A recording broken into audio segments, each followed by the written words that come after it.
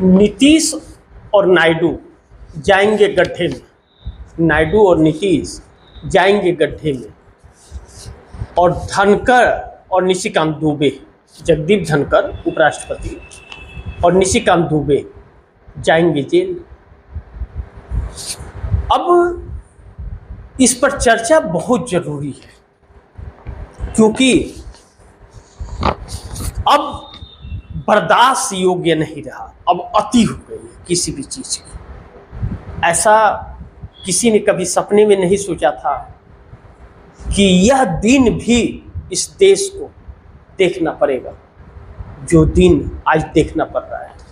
दुर्भाग्यपूर्ण है कि ऐसी सरकार इस देश के अंदर आकर खड़ी हो गई है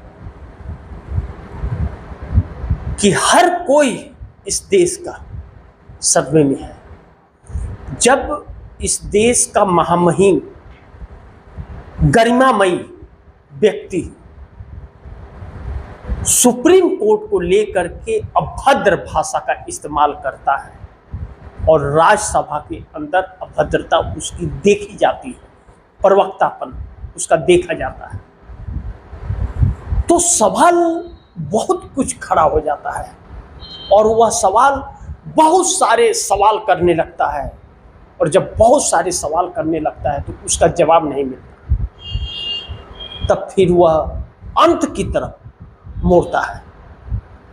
आज ऐसा ही कुछ इस देश की सरकार के साथ है, इस देश के साथ है। सुप्रीम कोर्ट के सीजेआई संजीव खन्ना के ऊपर जो अभद्रता के साथ टिप्पणी की गई वह निंदनीय है, इस बात से तो इनकार नहीं किया जा सकता।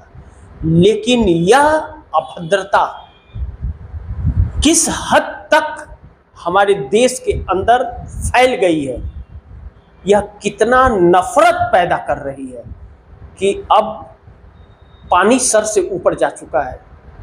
जैसे आप समझिए कि शंकर भगवान ने भस्मासुर को आशीर्वाद दिया कि जिसके सर पर हाथ रखोगे जलकर खाक हो जाएगा, और भस्मासुर शंकर भगवान के पीछे ही पड़ गया। लेकिन उसका अंत हुआ, वह अपने ही सर पर अपना हाथ रख करके भस्म हो गया। अंजाम का फल मिलता है, फैसला भी होता है, थोड़ा देर होता है लेकिन फैसला जरूर होता है, इस बात से इनकार नहीं किया जा सकता। अब निशिकांत दुबे ने जो सुप्रीम कोर्ट पर टिप्पणी की कि सुप्रीम कोर्ट इस देश में सांप्रदायिकता फैला रहा है, अपनी मर्यादा भूल रहा है, इस देश में जातिवाद फैला रहा है, और इस देश के संसदीय कार्य मंत्री किरण रिजिजू ने कहा कि सुप्रीम कोठा हो गया है, और उपराष्ट्रपति कह रहे हैं कि परमाणु न्यूक्लियर छोड़ रहा है, परमाणु मिसाइल छोड़ रहा है सुप्रीम कोर्ट। यह बातें जब जेपी नड्डा ने निशिकांत दुबे के बयानों से भाजपा के रुख को किनारे किया कि निशिकांत दुबे का वह अपना बयान है, इससे पार्टी का कोई वास्ता नहीं, तो जेपी नड्डा को टोल करने लगा। आरएसएस के मोहन भागवत ने एक ऐसे ही बयान से किनारा किया था, तो आरएसएस के मोहन भागवत को टोल करने लगे, वही अंधभक्त, वही अंधभक्त। तो मोदी को नहीं करेंगे इस बात की क्या गारंटी है, मोदी को भी तो करेंगे। तो इनकी करनी इनके सामने खड़ी है। अब यह इस रंग को, इस चोला को अपने, यह सरकार बदल नहीं सकती, किसी भी कीमत पर बदल नहीं सकती, यह बहुत बुरी तरह से फंसी है। अब यह समझिए सुप्रीम कोर्ट के अंदर निशिकांत दुबे का पहले दिनेश शर्मा और अठावले समर्थन में आ गए। यह तो इन्हीं के लोग हैं, कोई समर्थन में आ रहा है, कोई चुप है।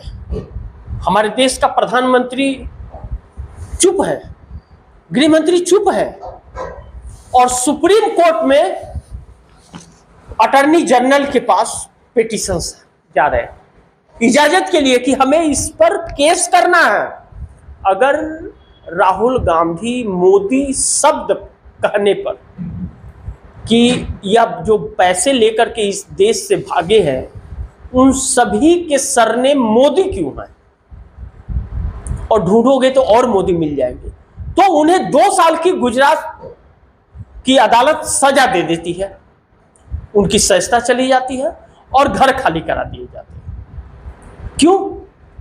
क्योंकि सरनेम मोदी का यूज किया था, और मोदी हमारे देश के प्रधानमंत्री मोदी सरनेम है इनका। तो सरनेम का सिर्फ जिक्र, जबकि पैसे लेके भागने वाला भी मोदी है, सुशील मोदी, नीरव मोदी। तो उनको कहने से सस्ता चली जा रही है। तो भाजपा के लोगों ने तो इस देश के सर्वोच्च न्यायालय, जिसके ऊपर कोई न्यायपालिका ही नहीं है, सर्वोच्च न्यायालय है, और सीजीआई के ऊपर कोई जज नहीं है, उस न्यायपालिका को के साथ अपसरता की है और देशद्रोही की श्रेणी में रख दिया है। तो देशद्रोही की श्रेणी में जब रखा है तो या तो इन्हें साबित करना पड़ेगा कि देशद्रोही क्या है, या तो इन्हें जेल जाना पड़ेगा, और इसके लिए जिम्मेदार होगी मोदी की सरकार। ऐसे अवसर पर लगातार नरेंद्र मोदी चुप रहते हैं। मणिपुर जल उठता है, हमारे देश के प्रधानमंत्री चुप रहते हैं। मणिपुर के अंदर थाने के थाने लूट जाते हैं हथियार, हमारे देश के प्रधानमंत्री चुप रहते हैं। क्यों? क्योंकि भाजपा की सरकार है। जल उठता है मणिपुर, नेट बंद कर दिए जाते हैं, पूरा बंद रहता है, कर्फ्यू लगा रहता है, हमारे देश के प्रधानमंत्री चुप है। अविश्वास प्रस्ताव लाया जाता है, हमारे देश के प्रधानमंत्री चुप है। एक चुप्पा प्रधानमंत्री और बड़बोला प्रधानमंत्री हो गया है क्या हमारे देश का, और अगर है तो वह शुभ संकेत नहीं है इस देश के, क्योंकि इन बातों को हम नजरअंदाज भी नहीं कर सकते और हल्के में भी नहीं ले सकते। ऐसे में नीतीश हो या चंद्रबाबू नायडू, सवाल इनके ऊपर भी उठेगा, और इस प्रक्रिया में वह शामिल हो या शामिल न हो, उनका भी नाम उछलेगा, क्योंकि इस सरकार के अहम हिस्सा और कड़ी हैं वह, उनके बगैर इस सरकार का कोई वजूद नहीं है, उनके बगैर इस सरकार का कोई वजूद नहीं है। तो नायडू और नीतीश गड्ढे में जाएंगे, गड्ढे में जाएंगे नायडू और नीतीश, क्योंकि इस सरकार की जो छवि है वह नफरतों को फैला रही है। अब सुप्रीम कोर्ट कोई फैसला दे रहा है तो उसे टोल किया जा रहा है, उसे सवालों में घेरा जाए, क्योंकि वह सरकार के पक्ष में फैसला नहीं दिया, सरकार के पक्ष में फैसला नहीं दिया है, तो उसे टोल किया जा रहा है। लेकिन गलत नंबर डायल कर दिया है इन अनभक्तों ने और इन मंत्रियों ने, वह सुप्रीम कोर्ट है यह भूल गया। अब इसको लेकर के अटॉर्नी जनरल के पास जब एडवोकेट नरेंद्र मिश्रा ने पिटीशन दिया, और कई लोगों ने ऑनलाइन प्रक्रियाओं का पालन करते हुए पिटीशन डाला है, और इस पर जल्द से जल्द सुनवाई की मांग की जा रही है, क्योंकि इस देश के सीजीआई की बात है, और सीजीआई की बात छोटी नहीं होती। अब अगर सुप्रीम कोर्ट इन बातों पर एक्शन में आएगा, तो सुप्रीम कोर्ट एक्शन में आने का मतलब होगा जगदीप धनखड़ जेल के पीछे जाएंगे, उपराष्ट्रपति निशिकांत दुबे जेल के पीछे जाएगा, सस्ता इसकी जाएगी, और किरण रिजिजू जो संसदीय कार्य मंत्री और अल्पसंख्यक का मंत्री है, वह सुप्रीम कोर्ट कहता है, वह भी जेल जाएगा। यानी कि मंत्रिमंडल के कई लोग जाएंगे।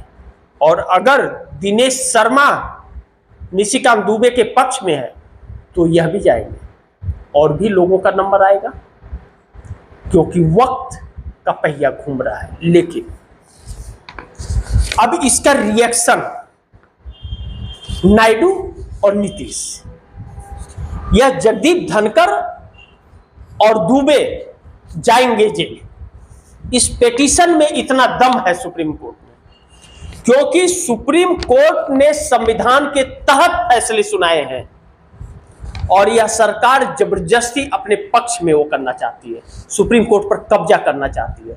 अब लड़ाई इस देश के लोकतंत्र की है। एक न्यायपालिका है और एक अकड़ वाली सरकार है जो अपने फैसले को सर्वोपरि फैसला बता रही है, और एक न्यायपालिका है जो संविधान के अनुसार चलता है। वह संविधान से इन्हें कटघरे में खड़ा कर रहे हैं। वह वकील जो संविधान के अनुच्छेदों के तहत बहस करते हैं, केस लड़ते हैं सुप्रीम कोर्ट के अंदर, और सीजीआई उसे फैसला सुनाते हैं उसी संविधान के तहत। और एक सरकार जो झूठे पाखंड में लोगों को गुमराह कर रही है, अब काले चेहरे उजागर हो गए। तो सोचिए, नायडू और नीतीश जाएंगे गड्ढे में, क्योंकि धनखड़ और दुबे तो जाएंगे जेल। इस केस की सुनवाई होगी तो यह तय है। अगर पूर्व प्रधानमंत्री स्वर्गीय श्रीमती इंदिरा गांधी जा सकती है तो इनको जाने में देर नहीं लगेगी। जब राहुल गांधी को मोदी शब्द कहने से 2 साल की जेल हो जाती है, और ऐसे कानून के तहत कि जिससे जो 2 साल से ज्यादा का उसमें है ही नहीं, प्रावधान ही नहीं है, तो आखिरी पायदान पर जाकर के 2 साल की सजा, क्योंकि सस्ता लेनी थी, तो इन्हें क्यों नहीं। अब दूसरी चीज, नायडू और नीतीश जाएंगे जेल, क्योंकि नायडू और नीतीश के जो हाल हैं इस वक्त, वह नायडू नीतीश सांप छछुन्नर वाले चक्कर में पड़े हुए हैं। क्योंकि मोदी सरकार और मोदी सरकार के बरबोले लोगों के वजह से, इन बरबोलों के वजह से नायडू की भद्द पीट रही है, और नीतीश कुमार अभी भी सीएम की लालसा लिए मोदी के साथ कदम से कदम मिला करके खड़े हैं कि 24 तारीख को हमें नहीं सीएम घोषित किया तो हम ये करेंगे, 25 से 30 फिर से नीतीश। यह सारी बातें हवा हवाई हो रही है। और 24 तारीख के बाद नीतीश का कुछ नहीं होगा। चुनाव तक भाजपा इस्तेमाल करेगी और उसके बाद नीतीश को निकाल फेंकेगी। अब नीतीश कुमार को इस्तेमाल होना है या अपने वजूद को बचाना है, यह फैसला नीतीश कुमार को। और अगर नीतीश कुमार इतना भी फैसला करने की साहस नहीं रखते तो नीतीश कुमार को राजनीति से संन्यास ले लेना चाहिए। जो व्यक्ति जयप्रकाश नारायण के आंदोलन में शामिल था, वह व्यक्ति इतना स्वार्थी कैसे हो सकता है। जयप्रकाश नारायण का आंदोलन श्रीमती इंदिरा गांधी के सत्ता को हिला दिया, गिरा दिया, बदल दिया सत्ता। और उस आंदोलन से निकले हुए नीतीश कुमार इतने स्वार्थी हो गए कि सीएम की कुर्सी के लिए ऐसे पार्टी के साथ है। और नायडू की पूर्ण बहुमत की सरकार है, लेकिन नायडू साफ छछुन्नर का चक्कर पड़ गया है। खत का बम छोड़े, खत में अल्टीमेटम देंगे कि इसे शर्तें न पूरी की गई तो इसे आप समर्थन वापसी समझिए, यह सब बातें छोड़ दीजिए। क्या उनके वजूद बचेंगे? यह जो चर्चाएं चल रही हैं या भारतीय जनता पार्टी का जो बर्ताव है, तो उनके सहयोग से अगर मोदी की सरकार है तो क्या वह सुरक्षित है? पहले इस पर बात होगी कि वह सुरक्षित है क्या? जो किसी का सगा नहीं है वह उनका हो सकता है क्या? भले खत चंद्रबाबू नायडू ने जो लिखा है, तो अब मोदी मिलने के लिए आंध्र प्रदेश जाएंगे। ठीक है, जाए, मिले। नायडू आते हैं तो रेड कारपेट बिछाए जाते हैं। ठीक है, बिछाएं, लेकिन नीतीश के लिए नहीं बिछता है, जबकि नीतीश के भी 12 है, क्योंकि वह 12 दगाबाज है, मोदी के साथ है, वह नीतीश के साथ नहीं है। इसलिए नीतीश की कोई कदर नहीं, क्योंकि उनके लोग इस व्यक्ति के साथ हैं। लेकिन नायडू के तो लोग नायडू के साथ हैं, नायडू के लोग तो नहीं जा सकते। और 2/3 बहुमत की सरकार है आंध्रा में, फिर क्यों डर है? क्या राजधानी के लिए मोदी ही पैसे देंगे तो बनेगा? नायडू के अंदर काबिलियत नहीं है कि आंध्र प्रदेश की कमाई से राजधानी बनाई जाए या कोई और स्कीम लॉन्च की जाए उसके लिए? चंद्रबाबू नायडू हैदराबाद को हाईटेक सिटी बनाने वाले सीएम हैं। चंद्रबाबू नायडू ने ही हाईटेक सिटी बनाई थी। वैसा हाईटेक सिटी पूरे देश में किसी भी राज्य में नहीं है, हैदराबाद के हाईटेक सिटी की जैसा। जब चंद्रबाबू नायडू के अंदर इतनी काबिलियत है तो जी हजूरी क्यों? दूसरी सरकार आएगी, उससे समर्थन देकर के उससे बातें करेंगे। संविधान के तहत, लोकतंत्र के तहत देश को बचा करके आंध्रा को बनाते, या आंध्रा बन जाए, आंध्रा आबाद हो जाए और पूरा देश बर्बाद हो जाए, तो उस आंध्र प्रदेश का क्या मतलब? क्या आंध्र प्रदेश के लोग इतने स्वार्थी हैं? नहीं है। साउथ के लोग स्वार्थी नहीं हैं। साउथ के लोग प्यार और सौहार्द वाले हैं। वह सबका भला चाहते हैं, सिर्फ अपना भला नहीं।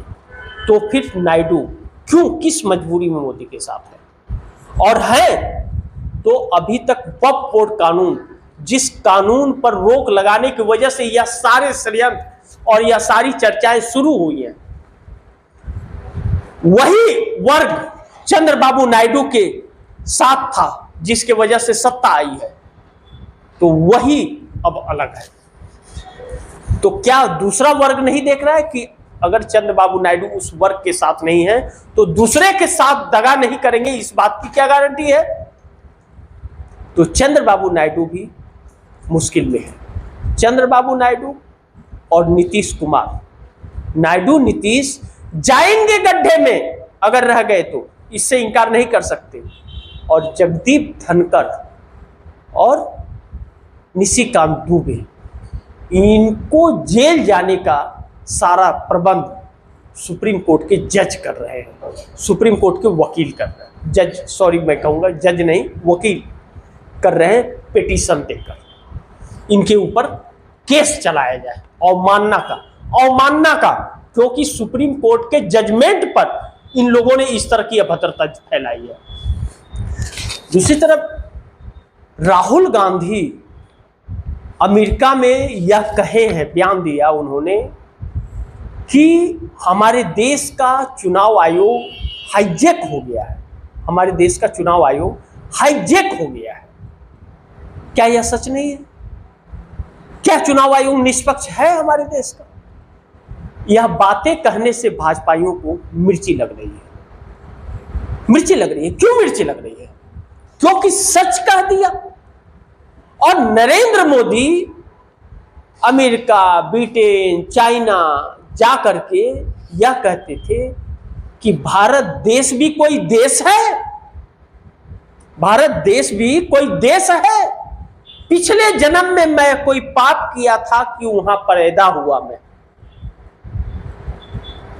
ऐसा व्यक्ति प्रधानमंत्री है, ऐसा व्यक्ति प्रधानमंत्री है तो क्या इस देश का लोकतंत्र जिंदा है? है जिंदा? आप कमेंट में बताइएगा कि क्या इस देश का लोकतंत्र जिंदा है? और जब लोकतंत्र नहीं है तो फिर इस देश का एक एक व्यक्ति खतरे में है, क्योंकि यह जो परिस्थितियां बनाई गई है यह शुभ संकेत तो नहीं दे रही है, शुभ संकेत नहीं दे रही है। आने वाला वक्त बहुत भयावह साबित होगा। हमारा देश 40 साल पीछे जा चुका है। ध्यान रखिएगा, 40 साल पीछे हमारा देश जा चुका है। इस बात से इनकार नहीं किया जा सकता। और यह सरकार जो है हमारे आने वाली पीढ़ियों के लिए गड्ढे खोद रही है। लेकिन फिलहाल तो नीतीश और नायडू गड्ढे में जाएंगे और धनखड़ और दुबे जाएंगे जेल। इससे बचने वाले ये लोग नहीं है। ना नीतीश बचेंगे ना नायडू बचेंगे। इनका विसर्जन गड्ढे में होगा और धनखड़ और दुबे को सजा जेल होगा अगर इस पर सुनवाई निष्पक्ष हो गई और अटॉर्नी जनरल ने अगर स्वीकृति पिटीशन को दे दिया।